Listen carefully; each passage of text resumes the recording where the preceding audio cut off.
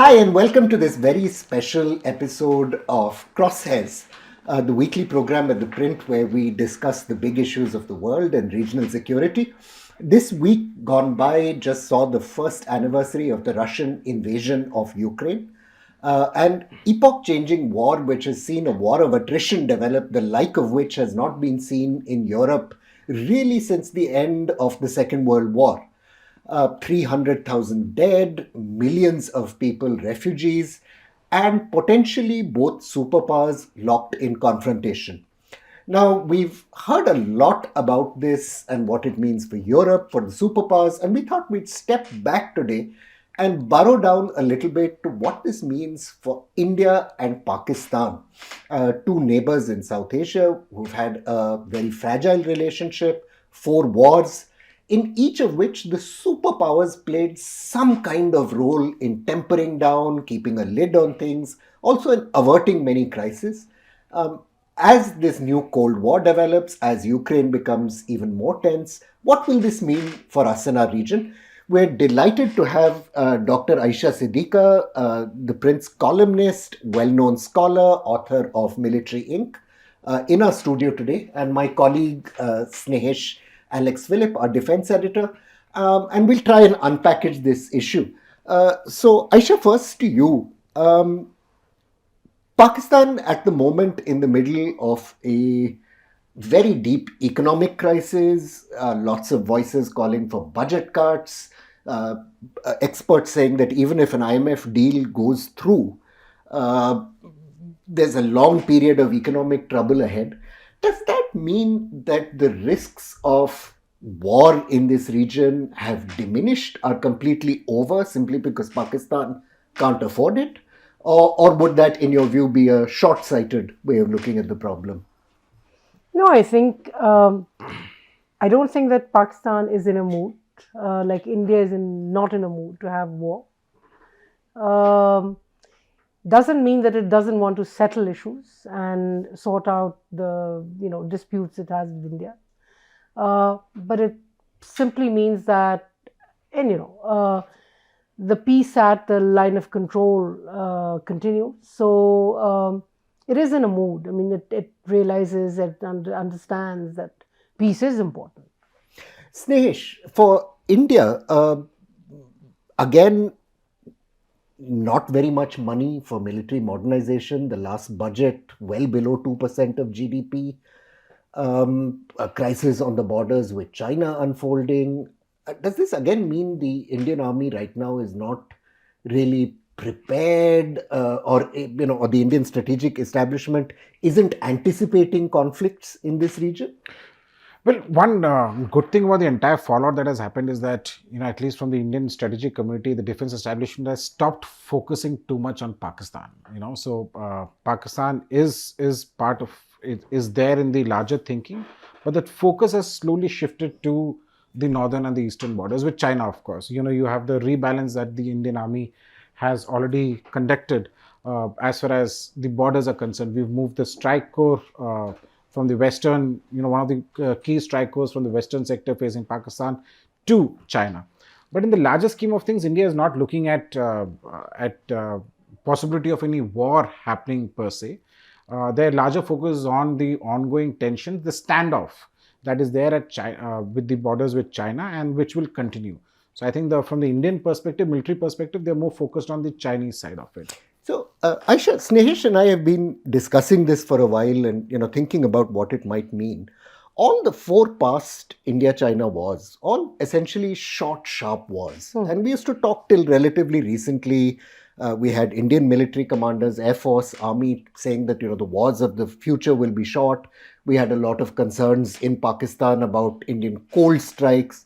But Ukraine seems to be teaching the lesson that actually once you get into a conflict, there's no telling how short it will be, how intense it will be, what the escalatory steps might be. Is there any thinking about this in the Pakistani military, do you think, about what this means for war fighting in South Asia? Well, naturally, there is thinking, and I'm sure Pakistani military, like Indian military, will draw their conclusions. But in some ways, India-Pakistan has always been different because we've had short wars, very short conflicts. We've not, Pakistan has not managed to kind of sustain a long war. I mean, right now, if you look at the economic situation, we have sufficient foreign exchange reserve for, to import fuel for the next 2 weeks, right? So if, for example, just, for the hypothetically, if a war was to take place now, there's serious limitations there. But I don't think that our operations have been of the nature where we would have been stuck with that kind of a long war. While Pakistan has always had comparatively limited capacity, India's is not a whole lot different. And so what we've seen in the past is that they've actually gotten international actors, friends on both sides, to get them together and negotiate peace. Importantly, as well, for India and its desire to grow financially, I don't think a war suits India. So I don't think that there are per se lessons to be drawn. But yes, in terms of what kind of technology, drones are more effective than, artificial intelligence. There is so much more happening with wars. But I'm also surprised that despite those lessons, even Ukraine is not learning those lessons. I'm going to come back to that point in a second, but Snehesh, I want to come to you with the same question because you've reported on these. For years, people have been talking about how the wars of the future are going to be intense, short, swift. And here you have a superpower, Russia, running through its arsenal at the rate of knots. NATO struggling to resupply Ukraine with things like ammunition. Did the generals and the global experts basically have the future of war all wrong? Absolutely. I think the Russians also didn't take into mind the calculation that logistics is really important. Now, since we're discussing India-Pakistan thing, I remember when in 2016 when Uri attack happened, and when the Indian military started drawing up its plans, that's when it realized that the political establishment realized that there were not really much reserves, war wastage reserves that we have. For example, for the specialized rounds of the T-90 tanks, we had war reserves ratio for only for 1 day. So if there was a war, so that could be just fought. To understand that if the fighting started today, tomorrow morning, these tanks won't have any. That specialized round which is there would not have been there. So what did the Indian government do? So Indian government went on a complete, the multiple teams were formed of the army, the air force. They went across, emergency powers were given, and these emergency powers continue to exist even now. Is because of what happened in 2016 when suddenly the government realized that fine, we might have the large tanks, we might have a lot of things, but there needs to be ammunition for it, to sustain. And I think one of the big lessons which is there comes out from the Russia-Ukraine war, which we've reported on it, is the fact that you cannot be dependent on any other country as far as your supplies, ammunition and defense technology is concerned. So that is something, a realization which is there. Well, one will have to really wait and see whether there's, how soon we are able to put into practice the realization that we've learned. But then, yeah. Right, because it's not a small thing to develop a military industrial capacity. Exactly. Can I button for a minute? I think any comparison, I don't think there is a comparison with India-Pakistan. I think the comparison that you have here is actually, a comparison in conflicts. Iran-Iraq war.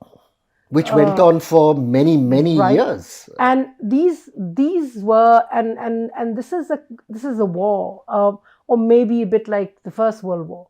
So, but Iran-Iraq war, which is kind of comparatively more modern, that was a conflict which was dependent on both sides, on supplies from outside. And it was clearly a conflict which was supported by outside, driven by not just by politics of Iran-Iraq, but politics of global the superpowers, and right? yes, with the Americans supplying weapons to one side, Yeah. then the other side, and the Soviet Union supplying weapons to one Yeah, side, but- then the other side. Yeah, but what is not happening, of course, in the Ukraine-Russia conflict is that in Iran-Iraq, if you remember the famous Ollie North scandal, Iran-Contra, while the United States was supplying to Iraq, it also covertly supplied to Iran. So that was happening too. Now, this is not happening here. I think why this conflict, very briefly, why I think this conflict is essentially very different is that on both sides, it's really, and when I say both sides, it means not Ukraine, Russia, but United States and Russia. It's really effectively a war between United States and the West and Russia. So to press you further, you mentioned this in your last comments. We have the superpowers or two superpowers locked in a conflict in Ukraine. We have this almost new Cold War-like situation developing between the United States and China in the East China Seas. Can we count in the future on the superpowers stepping and kind of limiting India-Pakistan conflict in the way they did in 65, in 71, in 99, the US stepping in. Again, the 2001, 2002 crisis, a lot of, finessing. And of course, the Balakot crisis, now a ton of material out about how friends of India and Pakistan, like the UAE and the United States, played a behind-the-role scenes in making sure things didn't get out of hand. In a future war, could strategists still be confident that with the superpowers looking elsewhere, they'll be able to stop the lurch into a significant conflict? Well, I see Ukraine-Russia war going for another 5, 6, 7 years. It's a long war like Iran-Iraq. Of course, West is really concentrated there. Somehow, maybe call it, I don't like the term optimism. But I don't foresee a Pakistan-India conflict brewing up during that period. We're going to have diplomatic showdowns. So people saying bad things about each other on TV, basically. Yeah, right. But I don't think that either side intends to have a conflict. There is too much happening. There is a lot of focus on Pakistan's domestic crises, but it's also resetting or, as it's popularly called, reimagining relationships and a lot more things. Whether we succeed or not is a different story, but it's happening. So I don't think that that's a time for a conflict. Same goes for India. I mean, with all this focus on Indo-Pacific, I don't think that India would want to be dragged away from its main emphasis. So I don't think that we intend to do that.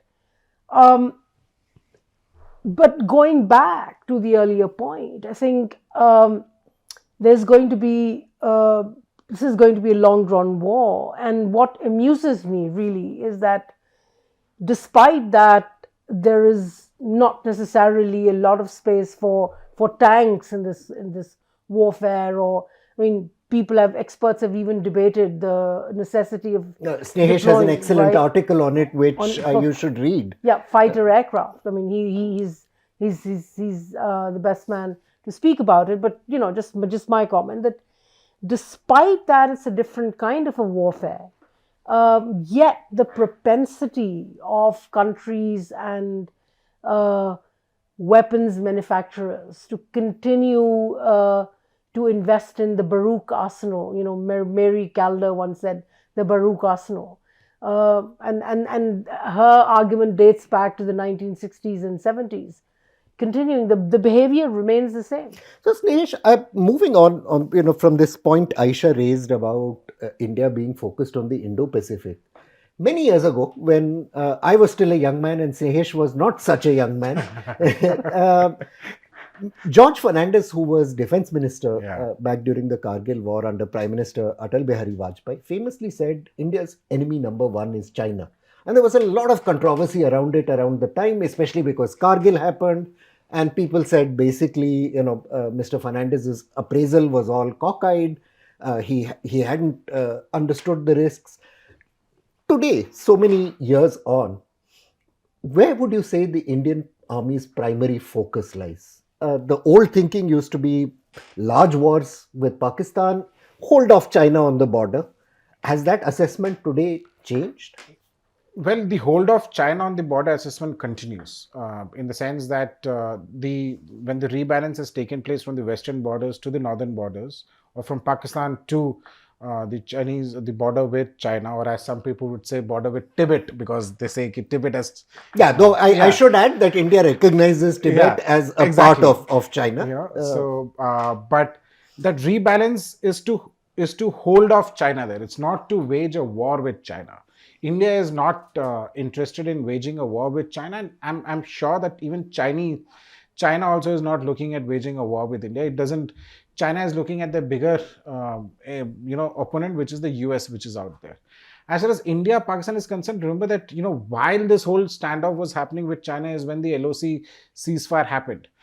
This would have been a perfect. There was a lot of speculation that the Chinese might use their influence over Pakistan to pipe up, to hot up the LC, which would force India to divert attention to the LC also. But India and Pakistan managed to strike a deal as far as ceasefire at the LOC is concerned. This month would be the second year continuous where, except for some sporadic incidents of infiltration that has taken place challenged, it has largely remained peaceful. So India is not looking at, while that focus has moved, but as far as war is concerned, India is not looking at war at all. Neither with Pakistan, neither with China. And both Pakistan and China also can't afford to have a war.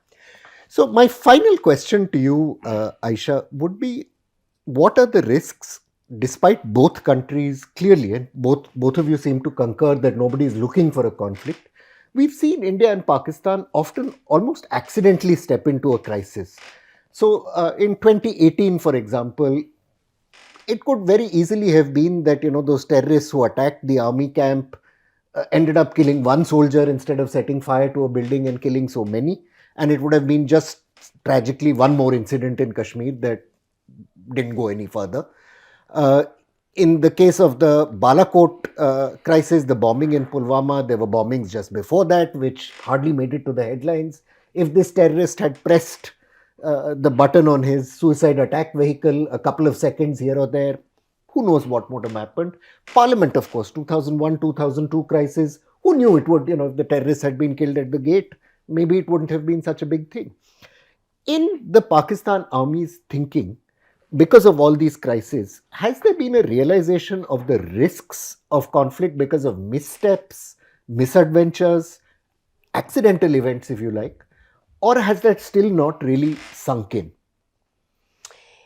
Well, I believe that General Bajwa, in his very limited circle, had kind of started to build that opinion, not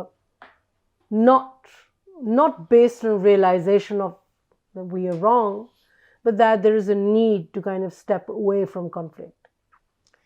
And there are also some reality checks. One being that Pakistan has just gotten out of the grey list of Financial Action Task Force. It needs to rebuild itself. And, now even retired Director General ISPR says that, Pakistan should be talking. If I can just clarify, that's General Athar Abbas, who recently said at the Karachi Literature Festival that academics and journalists should be talking to each other. Yeah. So, right. These days, a lot of people are going around saying, let's talk. And that conversation somehow is not happening. And then they also understand that conversation will not happen. But I would still be a bit careful in saying, no, we have hit that nail on the head and said, that there's going to be now peace. One could be, one would always be careful about, say, there is a threat. What I want to say is there is always a threat of a false flag operation, uh, driven by political compulsions on both sides, by the way. So, and the fear on one side, definitely, and perhaps it could be in India's case as well, that there could be a false flag operation. You might fear from our side, we fear constantly from your side, depending on who wants to shore up kind of political support. So, those kind of possible scenarios are still something that can be imagined. And naturally, but I don't think what I also want to add is that there is no now propensity to kind of solve the issue. Even Pakistan continues to talk diplomatically about the Kashmir issue, and there is a desire to solve that Kashmir issue. But I think the military option is not It's the kind primary. of off the table. Yeah, definitely. Snehesh, last question for you on this question. Is the Indian Army, of course, with that line of control ceasefire, even before it, military to military communications had been going on, are going on. We seem to have managed, with the inadvertent launch of a missile last year, that seems to have been managed in a way it may not have been managed some years ago, both Yeah. sides keeping things cool. Is your assessment that both sides, both militaries, are confident of keeping the lid on things, or they still worry about what could happen? See, from the Indian perspective, the Indian military is quite optimistic about the whole thing, is because Pakistan is not so in a good position.